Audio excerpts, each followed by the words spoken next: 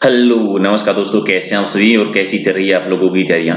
तो एक पटवारी का मॉडल पेपर करेंगे। मोस्ट इंपोर्टेंट क्वेश्चन है जो हर सब्जेक्ट से जुड़े हुए क्वेश्चन की सीरीज है। पूरा वीडियो देखना है और बताना है कि कितने क्वेश्चंस आपने सही किए हैं, क्या आपका स्कोर रहा है। तो फटाफट एक बार वीडियो को लाइक कर दीजिए और भी करते हैं शुरुआत क्वेश्चन नंबर 1 से। पहला क्वेश्चन हमारा ये है कि संत पीपा जी के बचपन का नाम क्या था। हर क्वेश्चन का आंसर कमेंट करके बताना है। सारे ही बहुत इंपॉर्टेंट क्वेश्चन है, साथ में हम डिटेल भी डिस्कस करेंगे। संत पीपा जी के बचपन का नाम था प्रताप सिंह। इनका जन्म गागरोन के दुर्ग में होता है। छतरी भी गागरोन के दुर्ग में बनी हुई है और दर्जी समुदाय के आराध्य देव कहलाते हैं। गुफा इनकी टोडा टोंक में है और मंदिर है वो समदड़ी बाड़मेर में बना हुआ है।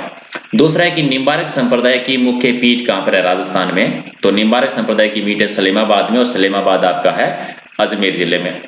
तीसरा कि राजस्थान में मरु कोकिला के उपनाम से प्रसिद्ध मांड गायकी कौन है।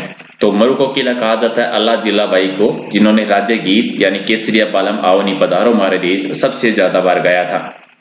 केसरिया बालम आवनी पधारो मारे देश किस राग में गाया जाता है, ये मांड राग में ही गाया जाता है। और मांड राग जो है ये राजस्थान में कहाँ की प्रसिद्ध है, पश्चिमी राजस्थान की प्रसिद्ध है, यानी जैसलमेर बाड़मेर और बीकानेर की एरिया की प्रसिद्ध है। तो राइट आंसर आपका हो जाएगा सी, क्योंकि जैसलमेर को मांड क्षेत्र भी कह देते थे, आपको याद होगा। अगला कि तेरह ताली नृत्य में किस वाद्य यंत्र का प्रयोग किया जाता है। तेरह ताली नृत्य में मंजीरा का यूज करते हैं। तेरह ताली नृत्य एक धार्मिक और एक व्यवसायिक नृत्य है जो कि रामदेव जी से संबंधित है। इस नृत्य का जन्म हुआ था पादरला गांव में। पादरला गांव जो है ये पाली जिले में है, जहां से इसका जन्म माना जाता है। प्रसिद्ध डांसर रही है, नर्तकना जो है वो मांगी बाई मानी जाती है। अगला है कि कंप्यूटर भाषा कोबोल का उपयोग क्या है। एक तो ये आता है कि कोबोल क्या है, कंप्यूटर की भाषा है जिसका मुख्य यूज व्यवसायिक कार्यों में किया जाता है। नेक्स्ट है कि भारत में बीबी का मकबरा कहां पर बना हुआ है। बीबी का मकबरा औरंगाबाद में है। औरंगाबाद महाराष्ट्र में, औरंगाबाद जो हाल ही में नाम परिवर्तन को लेकर चर्चा में भी है।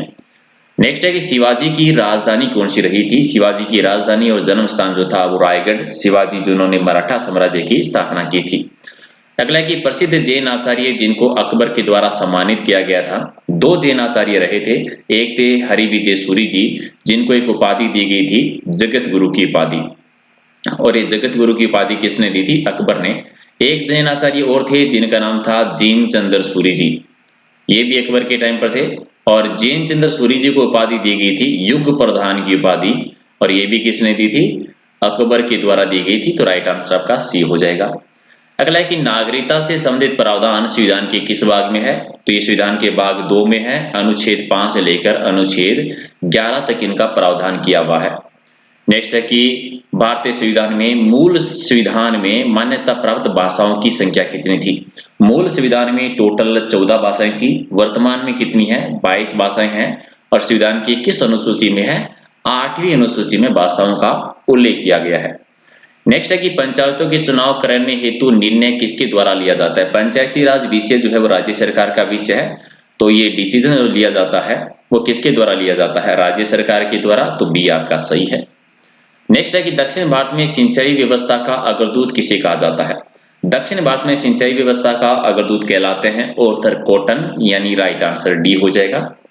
नेक्स्ट है कि लोकसभा के सदस्य यानी अध्यक्ष श्री ओम बिरला जी ने 29 जनवरी 2020 को सुपोषित माह अभियान की शुरुआत की थी। कौन से क्षेत्रों से संबंधित है, ये कोटा बूंदी दोनों में है। यहाँ पर एक चीज है जो आपको नोट करनी है, अगर आपसे पूछे कि अभियान की शुरुआत कहाँ से हुई थी, शुरुआत होती है कोटा से। कौन से जिलों में संचालित है, तो कोटा बूंदी दोनों आ जाते हैं, याद रखना है। नेक्स्ट है कि राजस्थान में रचित संस्कृत ग्रंथों में से एक है प्रबंध कोश। ये प्रबंध कोश किसका है। प्रबंध कोश की रचना की थी राजशेखर जी ने, जो कि महेंद्रपाल एक शासक हुए थे। महेंद्रपाल और महिपाल उनके दरबारी कवि रहे थे और गुर्जर प्रतिहार कालीन शासक हैं दोनों। कर्पूर मंजरी, काव्य मीमांसा, प्रबंध कोश, बाल रामायण, बाल भारती, इनकी रचना जो है वो राजशेखर जी के द्वारा की गई थी। अगला कि भारत सरकार ने किस समिति की सिफारिश पर मत्स्य संघ को वृहत राजस्थान में मिलाया था। और किस शंकरा राव देव समिति की सिफारिश से मिलाया गया था, कब मिलाया गया था, 15 मई 1949 को। यानी संयुक्त वृहत राजस्थान की बात कर रहे हैं, जो कि 5वां चरण रहा था एकीकरण का। नेक्स्ट आपका है कि रसमंजरी और रागमाला ग्रंथों की रचना किसने की थी। रसमंजरी और रागमाला ये लिखा गया था पुंडरीक विठल जी के द्वारा, बी आपका सही है। अगला कि आदिवासी संस्कृति में एक लोकाई शब्द आता है। इस लोकाई का मतलब क्या होता है, यानी मृत्यु भोज है, उसको लोकाई कहते हैं। अगला है कि लीलटास पुस्तक जो है उसकी रचयिता कौन है? लीलटास की रचना की थी कन्हैयालाल सेठिया जी ने। डी आपका सही है। अगला है कि चट्टानी मरुस्थल को किस नाम से जाना जाता है? चट्टानी मरुस्थल यानी पथरीला मरुस्थल है उसको कहा जाता है हमादा। जो रेतीला मरुस्थल है उसको इर्ग कहते हैं। एक आता है रेग और मरुस्थल आता है जो पथरीला और रेतीला का मिश्रित भूभाग है वो रेग कहलाता है। रेतीला मरुस्थल इर्ग कहलाता है और पथरीला यानी चट्टानी मरुस्थल जो है वो हमादा कहलाता है। नेक्स्ट है कि पवन की मंद गति से झाड़ियों के सारे निर्मित जो चंद्राकार बालू का स्तूप होते हैं उन्हें क्या कहते हैं?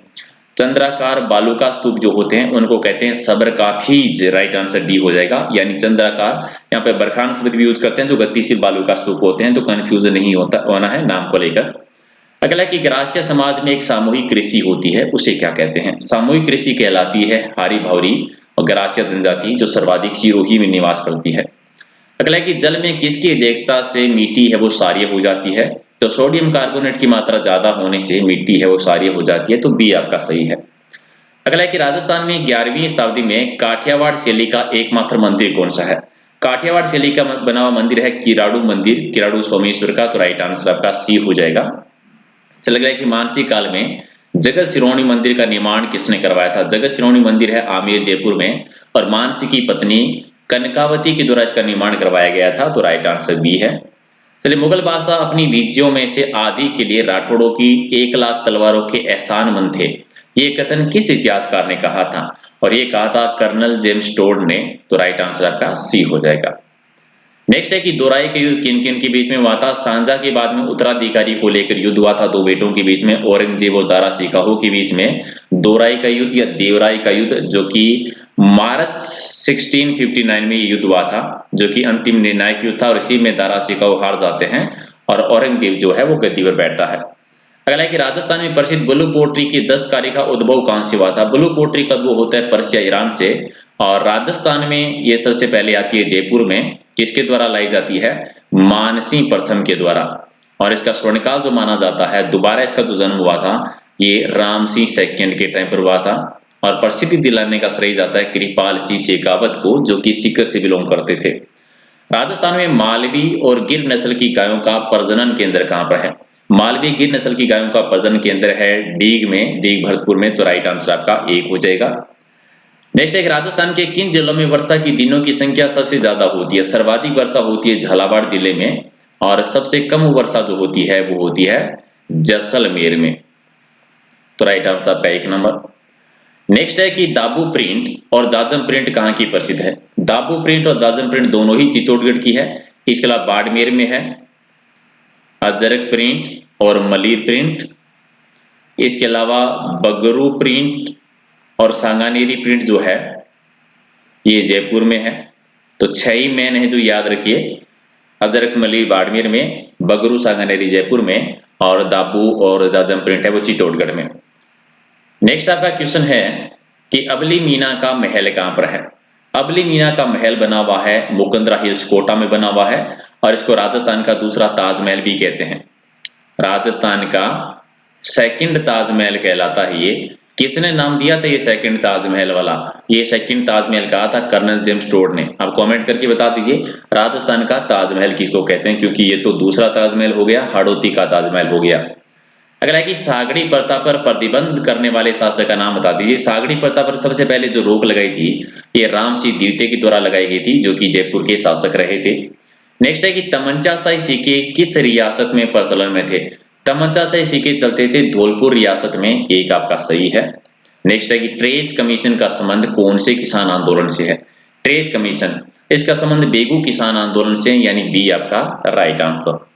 नेक्स्ट है कि राजस्थान का पहला हेरिटेज होटल कौन सा बना था? राजस्थान का पहला हेरिटेज होटल है अजीत भवन, जो कि जोधपुर में है। अच्छा, अजीत भवन को और किस नाम से जानते हैं आप कमेंट करके जरूर बताइए।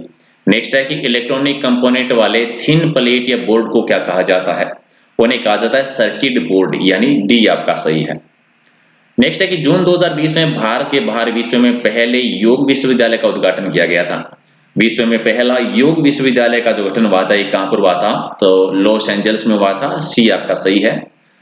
किसकी मौजूदगी के कारण शरीर के भीतर रक्त नहीं जमता है? किसकी वजह से नहीं जमता? हेपरिन की वजह से शरीर के अंदर जो है वो रक्त नहीं जमता है, तो डी आपका सही है। अगला है कि किस पशु के दूध में इंसुलिन की मात्रा है वो सबसे ज्यादा होती है? इंसुलिन की मात्रा सबसे ज्यादा ऊंटनी के दूध में होती है, यानी सी आपका सही है। नेक्स्ट है कि गुरु नानक का जन्म स्थान कौन सा है? गुरु नानक जी का जन्म हुआ था तलवंडी में, जिन्होंने सिख संप्रदाय या सिख धर्म की स्थापना की थी। अगला है कि कुव्वत उल इस्लाम मस्जिद का निर्माण किसने करवाया था? कुव्वत उल इस्लाम मस्जिद जो है ये भारत की पहली मस्जिद है जिसका निर्माण कुतुबुद्दीन ऐबक के द्वारा करवाया गया था। सी आपका सही है। नेक्स्ट है कि भारत में पुर्तगाली शक्ति का जो वास्तविक संस्थापक माना जाता है वो कौन है? क्योंकि भारत में सबसे पहले पुर्तगाली आए थे, आपको याद होगा, वास्को डी गामा 1498 में। और पुर्तगाली का जो वास्तविक संस्थापक माना जाता है वो अल्बुर्क को माना जाता है। कौन? Alfonso de Albuquerque. ये कौन थे? ये भारत में पहले पुर्तगाली गवर्नर रहे थे और इन्हीं को वास्तविक संस्थापक भी मानते हैं। किसके शासनकाल में मुगलों के पतनों पर व्यवसाय का अधिकार प्राप्त करने के लिए विलियम हॉकिंस मुगल दरबार में आया था? विलियम हॉकिंस आया था 1608 में, और ये जब आए थे भारत में तब उसमें जहांगीर शासन कर रहे थे। हालांकि फरमान जो लेके आए थे वो अकबर के नाम का लेकर आए थे, लेकिन अकबर की 1605 में मृत्यु हो गई थी। अगला, भारत में किसकी स्वीकृति के बिना कोई भी सरकारी व्यय नहीं किया जा सकता? तो कोई भी सरकारी व्यय के लिए संसद की स्वीकृति जरूरी है, तो डी आपका राइट आंसर। नेक्स्ट है कि जैव विकास के संदर्भ में मानव हृदय किसके हृदय से समानता रखता है? जैव विकास के संदर्भ में मानव हृदय जो है ये खरगोश की हृदय से समानता रखता है, यानी डी आपका सही है। चलिए, असंगत की पहचान करनी है। गजनेर अभ्यारण्य बीकानेर में है, सही है। रामगढ़ विस्तार अभ्यारण्य बूंदी में, ये भी सही है। शेरगढ़ अभ्यारण्य ये गलत है, शेरगढ़ अभ्यारण्य जो है 12 में है, तो राइट आंसर आपका सी है, वो गलत है, बाकी सही है, तो सी आपका राइट आंसर। अगला कि ग्रेनाइट, छप्पन या नाकोड़ा की पहाड़ियों की आकृति कैसी है? गुमुद निभा बाड़मेर के क्षेत्र में, तो 1 नंबर आपका राइट आंसर। चलिए, लिटिल चीफ मिनिस्टर के नाम से प्रसिद्ध राजस्थान के पहले निर्वाचित मुख्यमंत्री कौन रहे हैं? लिटिल चीफ मिनिस्टर यानी टीकाराम पालीवाल जी, डी आपका सही है। अगला है कि राजस्थान में वनस्पति घी उद्योग का जो पहला कारखाना लगा था ये कब लगा था? 1964 के दौरान, और पहला कारखाना जो लगा था ये भीलवाड़ा में लगा था, तो डी आपका सही है। अगर राजस्थान में कृत्रिम रेशे यानी टर्सर का उपयोग है, इसका मुख्य केंद्र बता दीजिए। कृत्रिम रेशे यानी टर्सर उद्योग के जो प्रमुख केंद्र रहे हैं वो कौन सा रहा है? तो क्या हो जाएगा राइट आंसर? कोटा है और उदयपुर दोनों है, तो 1 आपका राइट आंसर। अगला कि विजय स्तंभ को रोम के टार्जन से तुलना किसने की थी? विजय स्तंभ, इसकी तुलना की थी वो फर्ग्यूसन के द्वारा की गई थी। विजय स्तंभ आपको याद होगा ये चित्तौड़गढ़ के दुर्ग में है, चित्तौड़गढ़ के दुर्ग में है। कुंभा ने इसका निर्माण करवाया था। 9 मंजिले की इमारत है, 122 फीट इसकी ऊंचाई है।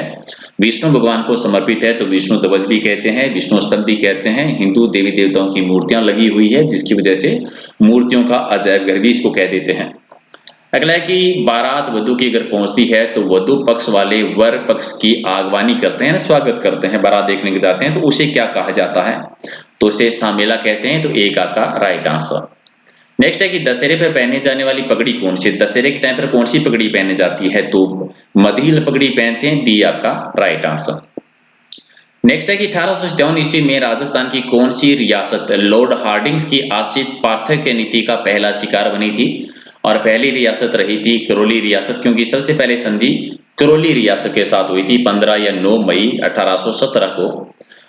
कला है कि डूंगरपुर के स्वतंत्रता सेनानी जिनको शेरे कटारा कहा जाता है, कौन से स्वतंत्रता सेनानी रहे हैं जिनको शेरे कटारा कहते हैं? तो देवराम शर्मा जी हैं, बी आपका सही है। अगला है कि 1544 ईस्वी में शेरशाह सूरी ने बीकानेर राज्य किसे दिया था? 1544 में एक युद्ध होता है गिरी सुमेल का युद्ध, या फिर कह दीजिए जेतरान का युद्ध, क्योंकि जेतरान में हुआ था जो कि पाली जिले में है, शेरशाह सूरी के बीच में और मालदेव के बीच में। बीकानेर के कल्याण सिंह ने इनका सहयोग किया था, इसीलिए बीकानेर सौंपा गया था कल्याण सिंह को, डी आपका सही है।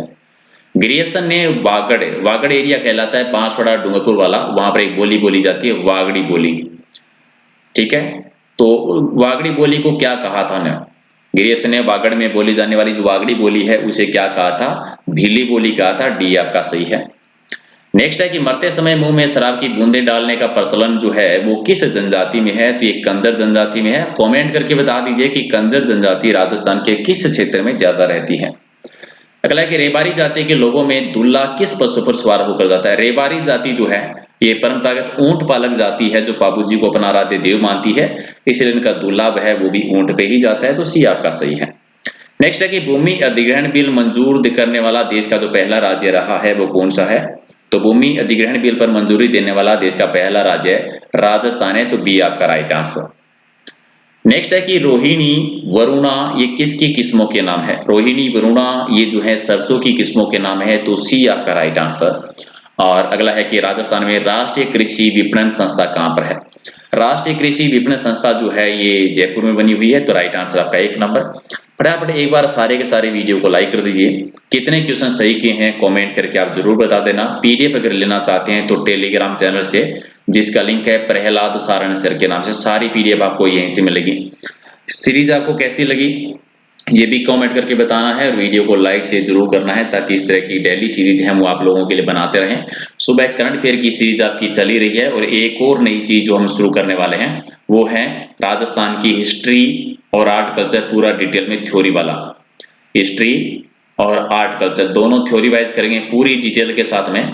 और ये कोर्स इतना ज्यादा डिटेल में या इतने सारे फैक्ट के साथ होगा कि वो थ्योरी पढ़ने के बाद में आपका कोई भी क्वेश्चन ऐसा नहीं होगा जो आपको लगे कि कहीं ऐसी जगह से आ गया जहां से आपने पढ़ा नहीं होगा।